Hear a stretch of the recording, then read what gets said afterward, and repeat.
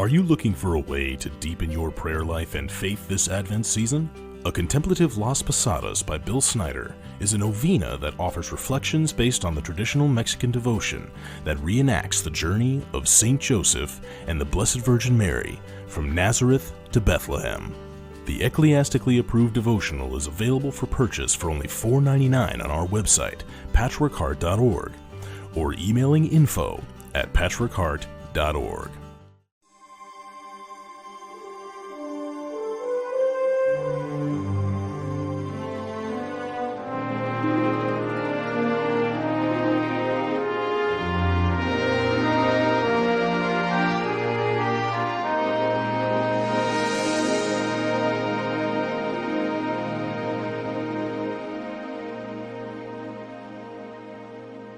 Hi, this is Tony Agnesi, and welcome to this edition of the Storytellers. This is episode number 13 of our third season of the Storytellers. The program debuts on Wednesday evenings at 6 p.m. on Facebook Live and on YouTube at the Fiat Ministry Network and at Patchwork Heart Ministries. And it premieres at 6:15 p.m. the same night on my YouTube page, youtube.com/Tony Agnesi, and on my Facebook page. The radio program airs at 4 o'clock on the Living Bread Radio Network and their network of stations. Each week on the program, we feature an inspirational guest discussing not only their personal faith journey and the ministries they share as authors, as speakers, bloggers, and radio and television hosts. Jean Heaton is my guest today. She's a blogger and writer and speaker and teacher and workshop and retreat leader. And she is the author of a brand new book, which was just published this week, Helping Families Recover from Addiction, Coping, Growing, and Healing through 12-Step Practices and Ignatian Spirituality. Jean and I have kind of known each other through social media here for a while, and I followed her blog because the subject interests me so. And Jean, it's great to finally get to meet you. Nice to meet you. You know, I think there's some fear and shame for families around the subject of addiction, so it doesn't get talked about quite a bit. And I just think it's wonderful that, you know, not only have you stepped up with your blog, but with the book. What was it that triggered you to say, you know, I think I can take what has happened in my personal family life and be able to not only share it with others, but maybe have them benefit from it? What was your motivation? Well, I guess the 12-step meeting was the first thing. I didn't know anything about 12-step meetings. I mean, I knew that they were associated with people in AA, but I certainly didn't know that there was one available for family members. I went to that, and you know, you have a group of people that share a common problem, and any one of them talking is sharing your story in a way. Mm-hmm. And the lack of judgment and the amount of love in that room, it was earth-shattering. And I thought, you know, boy, could we learn something from this in the church, you know? Mm-hmm. But I was a little concerned because of the language they use in there. You know, they talk about a power greater than yourself, and the God of your understanding. And we were kind of in a fragile position, and I didn't want to do anything wrong. You know, I felt like we'd been doing stuff wrong for a long time, and it was time to try to do it better. So I came home and Googled the history of the Alcoholics Anonymous program and learned of the connections to the Catholic Church. And that gave me such peace. And then I thought, well, why doesn't everybody know about this? You know, this generation needs to know about this. It's so life-giving. And so that was it. The more I learned, the more excited I became. Mm-hmm. And we're just down the street from Akron, Ohio, where AA was founded, and a wonderful sister involved in that as well. And so that's the connection to the Catholic Church. Jean, I'd like you to backpedal a little bit and talk about your family life and the addictions that that you've dealt with throughout your life, and how you got from there, to here. Okay. Well, my father's father was an alcoholic, but he died 11 years before I was born. So I never met him. And I didn't really think his alcoholism affected me until we had this problem with my son and my husband. So what I learned once we realized that my son had a problem, we entered into that rehab program and the family services part of that. And you just start being educated on addiction, and you learn that addiction can look a lot of different ways. It's not always just the homeless person on the street. Certainly that can be an alcoholic or an addict, but it can also be somebody fully functioning and going to work every day, but needing to drink to the point of being drunk every night. And so, it just started opening my eyes. And then in the family program, they talked about, it being a family disease. And some of the things that I was brought up with were so unconscious, and there was no intention of ill will, but the fear of that addiction that my father had, was gifted to me. And I was afraid of it. And, the fear and the shame, are part and parcel of this disease, and they cause all kinds of trouble. And so, anyway, we started being educated, our eyes became open, and we started going to 12-step meetings. My husband realized that maybe his drinking was to excess, that it was slowly and progressively becoming more of a problem for him, for us, for our family. And so we all started entering these 12-step programs. There's one for everybody. No matter your vice, there's one for everybody. And we did family counseling. I went to Ignatian retreat houses. I went to silent retreats. I got a spiritual director. I got a sponsor. So, a lot of things happened to start healing from the problems that we had. Now, your son, was there a period of time where he kind of resisted it or denied it? How did that happen? Well, he did. Like most people in addiction, there's not a straight line to recovery. There are ups and downs, and the same can be said for us as family members. Our recovery from our need to control and fix and manage our loved ones can go up and down. We work really hard at not becoming our own higher power. That's probably the biggest thing we do in our 12-step group. It's step one, we're powerless. Mm-hmm. And we have to accept that. And we have to work on becoming who God intended us to be and allow God to work with our loved ones. So, yeah, that's his story. And I'm really careful not to tell his story because I don't know it. I only know mine. And so I try to stick with my story of recovery. Now, you talk about families having to recover too. That's maybe a parcel of this that most people don't handle. I know, a number of families from drug addicted people who, have to go through their own process, and how do they come out the other end, and the shame of having a young son or a young daughter, involved in drugs or alcohol or other addictions. Mm-hmm. That family recovery part, did that begin simultaneously, or is that something that followed? Well, with his first time at rehab, social services meets with the family and say, let's get you guys kind of onboarded with all of this. So there was family night where we learned about the disease of addiction, and we were kind of going through the same things that they were going through. We were working our own 12-step program. We had to learn to, mind our own business, get out of God's way. Those are kind of the most important things for family members. And with that, you really start to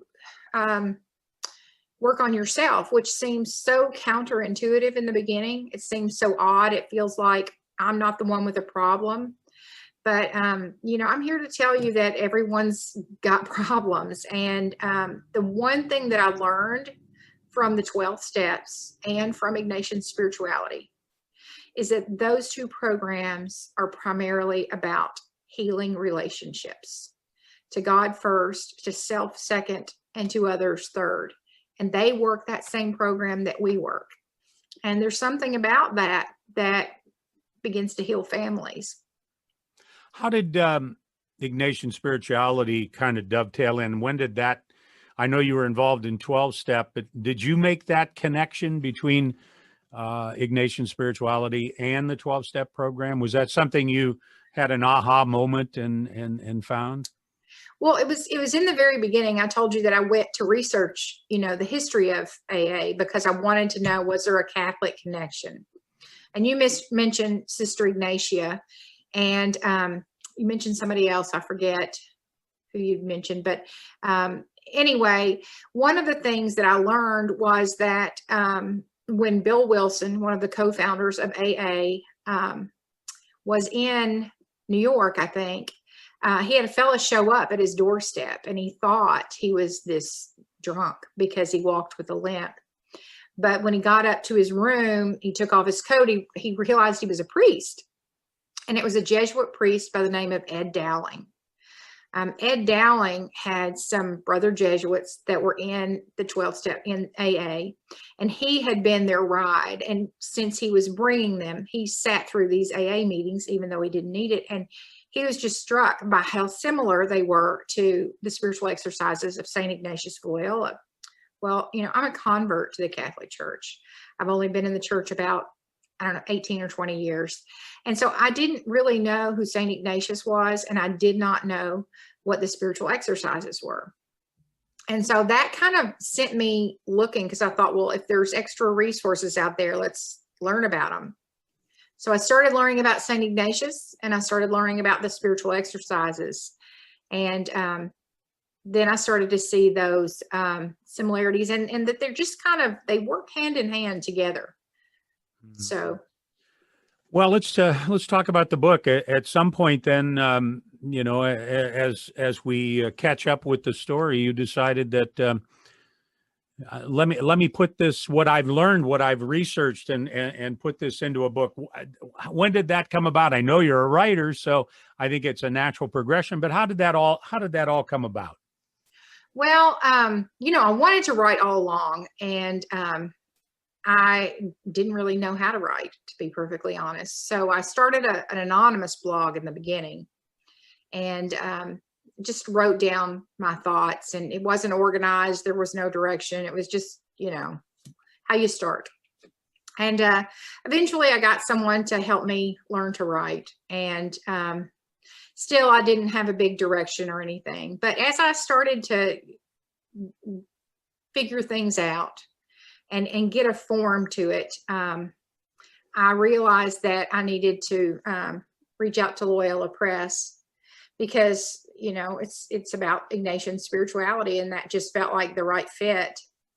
And so their acquisitions editor at the time was Joe Durapos, and you know, he was so kind, because I had a number of chapters of this memoir that he called a memoir.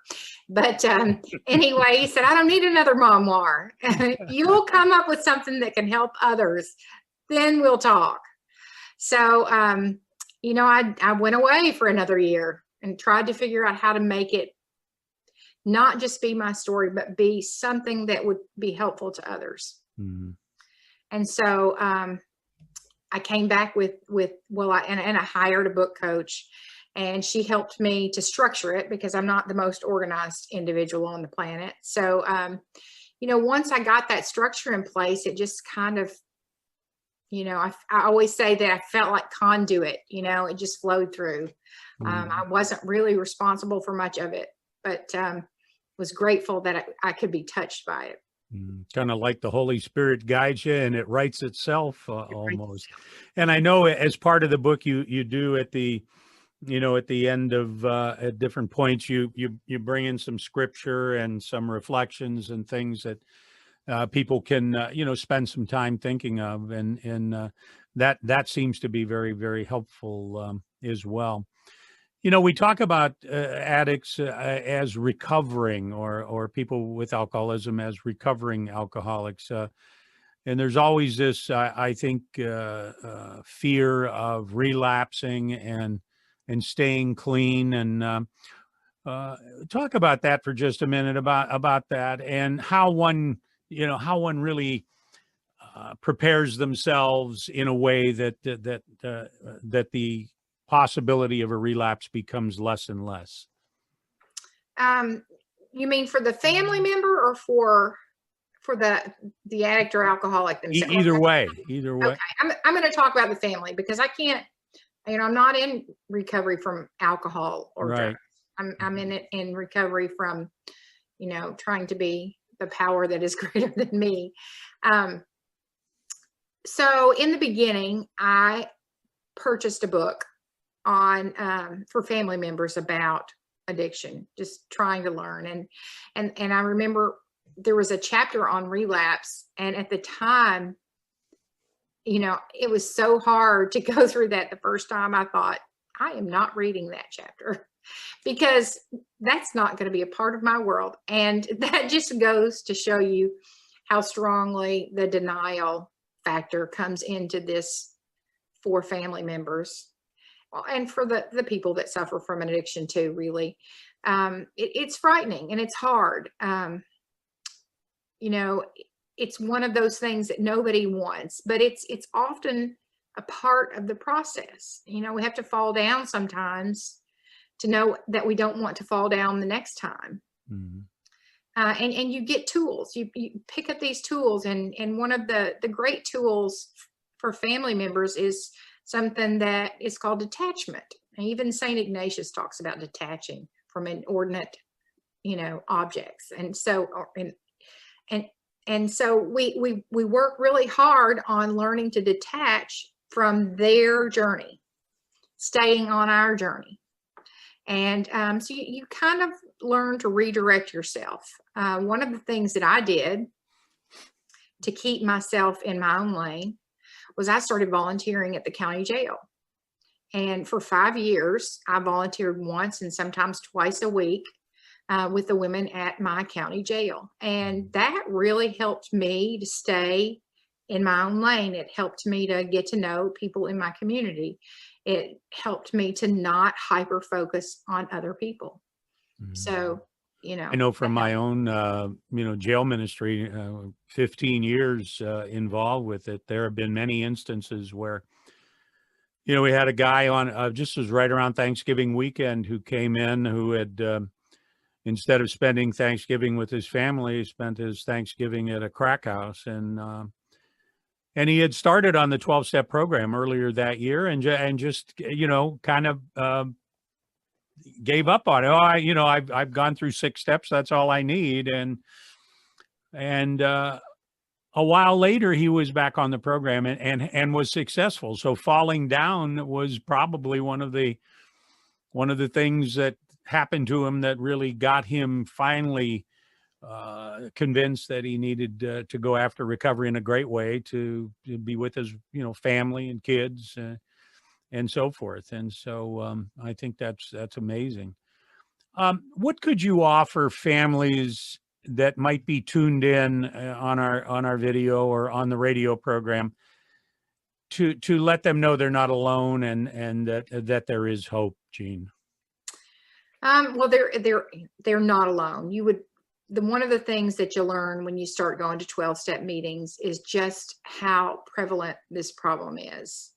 You see that it affects more families than you can imagine, and from every background you can imagine. This disease doesn't discriminate. And the more I talk to people over time, the more I realize that it's probably touched every family on some generational level. Mm-hmm. So it's a fairly common problem. So just know you're not alone. And I say that with all honesty. Mm-hmm. And there is help. It's not a magic you fix. You can't take a pill and this will get better. But you can work this program that's just so life affirming. It improves your relationship to God. It improves your relationship you have with yourself. It improves your relationship with your family. And then eventually it improves the relationship that you have with your community and the world at large. So it's wonderful. You talk in your book about faith and self and family as being the three kind of pillars of what you've worked on. Share us a little bit on each of those. Well, I really like that. I like that it starts with our relationship with God. St. Ignatius has this thing called the principle and the foundation. And what that is, it says that we're made for God. He's not made for us. We're made for God. And so the first three steps are about that foundation. Mm-hmm. The step one, the short version, my program friends tell me the short version of step one is I can't. And the short version of step two is God can. And the short version of step three is I'll let him. So that's pretty easy to remember. And it's an important thing that just like my addicted loved one who has only one day at a time of sobriety, I have to get up every day. Every day I have to remember I can't, God can, and I'll let him. And if I don't start there, then I stumble just like they might. Mm-hmm. So,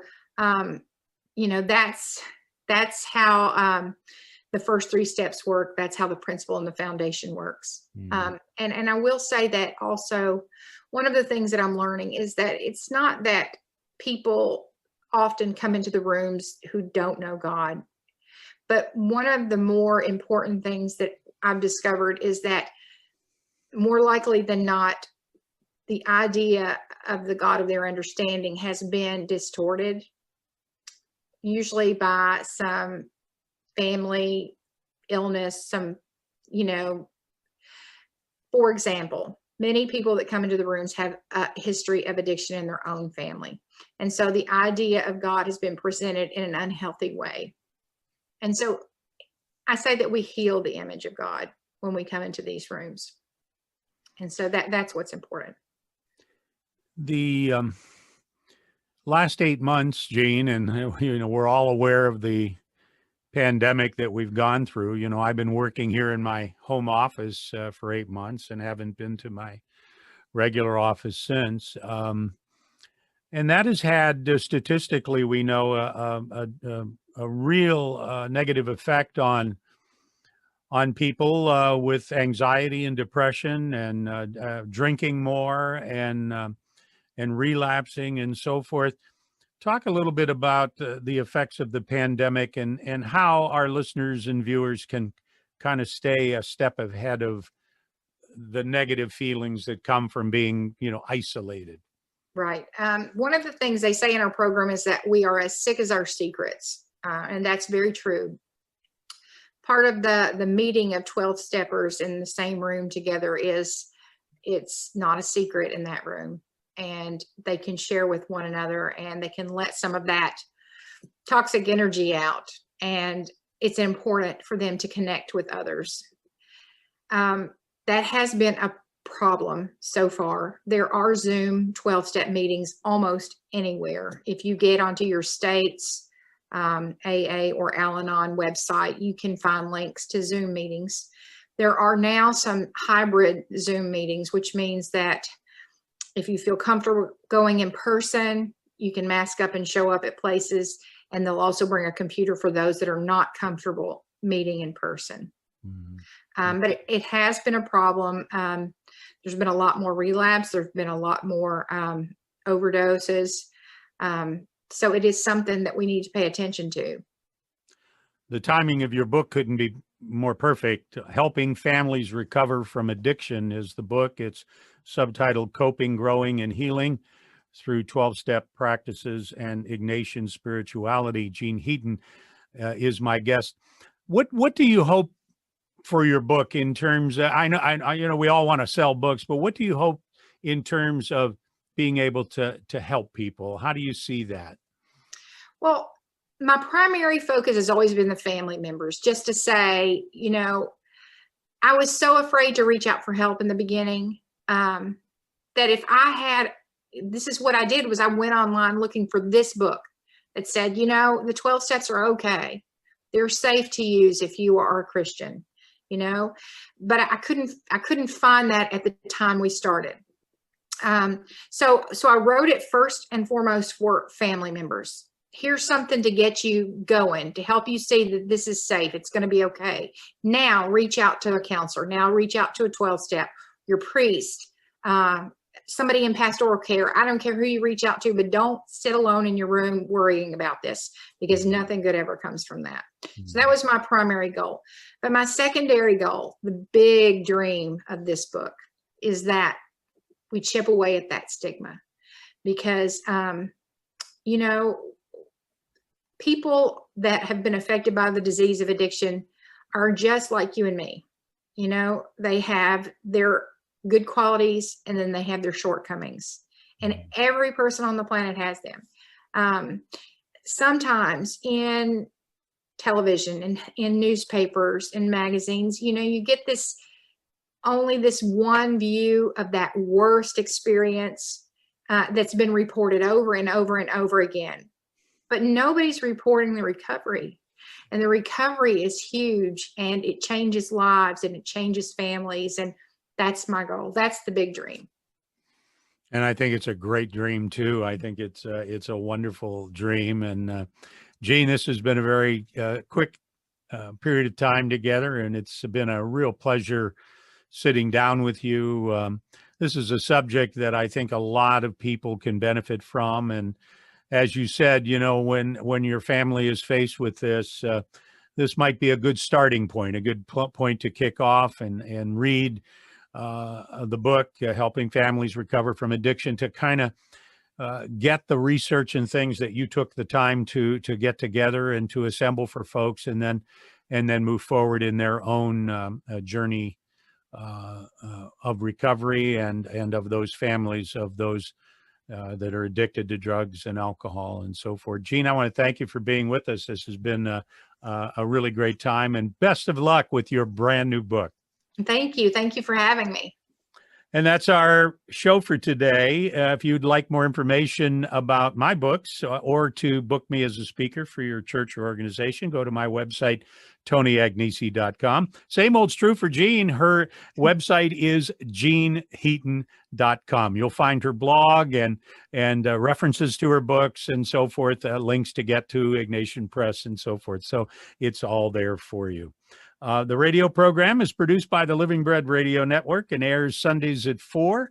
And the program is also available immediately following at thestorytellersradio.com and later in the week at Breadbox Media, the Catholic podcasting site. And it's available wherever you get your podcasts: Google Play, iTunes, Stitchers, Podbean, YouTube, and the rest. This is Tony Agnesi. Thank you so much for being with us. We'll see you again next week with another edition of The Storytellers. God bless.